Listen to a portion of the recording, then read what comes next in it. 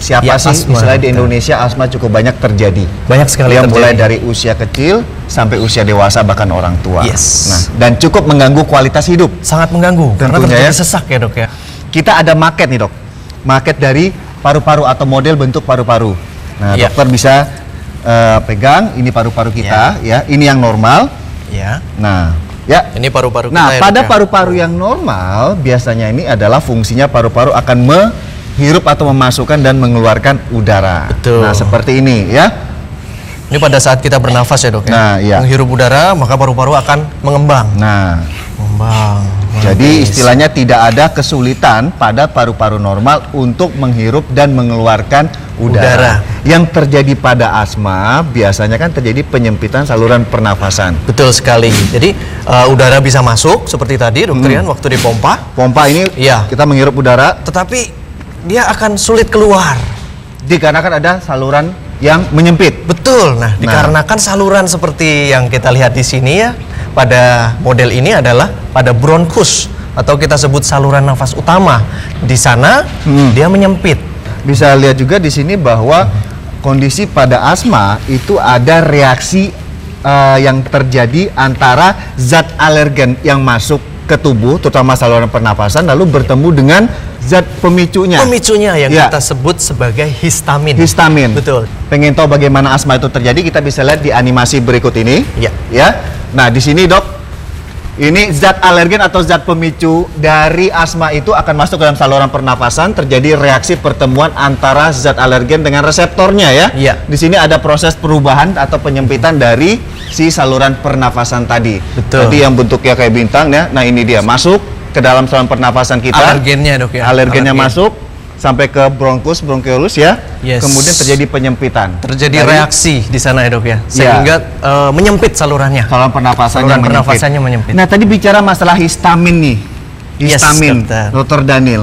Histamin dan reseptor, bisa kasih gambaran lebih jelas nggak untuk yang di rumah dan di studio? Saat terjadi asma, ya, itu ada alergen yang masuk yang akan mengaktifkan histamin. Histamin. Nah, histamin ini ada di dalam tubuh kita yang kalau dia dilepaskan, maka akan terjadi reaksi alergi di dalam tubuh kita yang menyebabkan bronkus atau saluran nafas utama tadi akan terjadi penyempitan. Dia akan kejang dan menyempit. Akhirnya akan terjadi gangguan nafas. Dia akan dilepaskan dan akan berikatan dengan reseptornya. Ini diumpamakan seperti pada peragaan kali ini, yaitu adalah histamin tadi dan akan berikatan pada reseptor. Reseptornya ini Ya. terdapat pada otot-otot di tubuh kita, termasuk otot polos tadi. Ya, hampir semua. Yes. Semua di tubuh ya.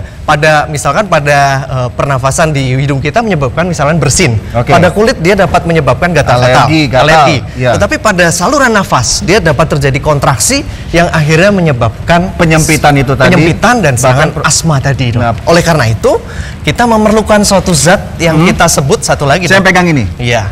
Yang kita sebut antihistamin. Antihistamin. Jadi antihistamin ini bertujuan supaya histamin tidak berikatan dengan reseptor, Reseptornya. sehingga ini otomatis akan mencegah terjadi atau mencetusnya serangan asma. Betul sekali. Jadi dia nempel di sini.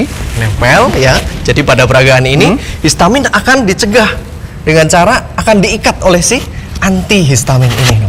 Jadi di saat histamin ini masuk, dilepaskan, lagi cari-cari reseptor, sudah ditangkap dulu Itu sama sudah ditangkap duluan. antihistaminnya. Ya, Sehingga akhirnya tidak terjadi ikatan pada tubuh kita pada reseptornya tadi. Oke. Dan tidak terjadi reaksi alergi termasuk yang berat yaitu reaksi asma.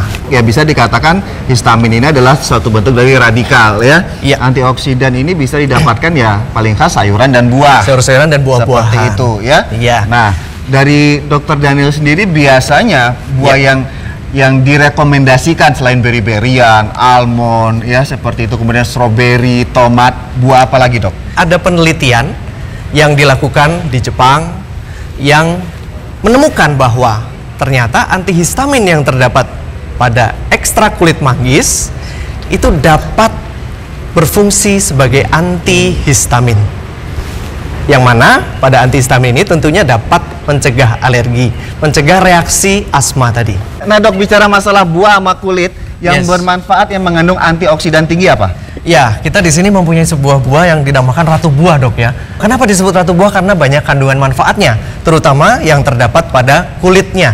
Dari ekstrak kulit manggis, jadi kulit manggis yang warnanya keunguan yang diekstrak, ternyata diteliti oleh orang-orang di peneliti-peneliti di Jepang sana, dia mempunyai efek antihistamin. Jadi efek yang mirip dengan kandungan zat-zat yang terdapat pada obat anti alergi atau anti asma. Kandungan aktifnya adalah alfa dan gamma mangostin. Oke. Dua senyawa ini ternyata dia bersifat antihistamin yang bersifat menenangkan, mengurangi peradangan atau antiinflamasi dan antihistamin yang utama.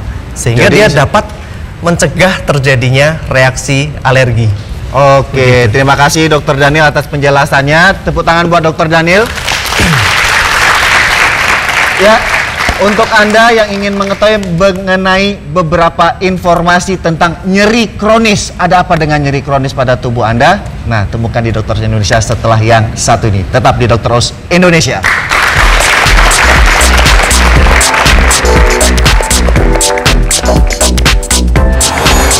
Nyeri kronis, sebuah penyakit yang banyak menyerang wanita, namun seringkali tidak terdiagnosis. Nyeri yang berlangsung lebih dari 3 bulan itu kita anggap sebagai nyeri. Bagaimana gejala dan tanda-tandanya? Simak di Dokter Oz Indonesia sesaat lagi.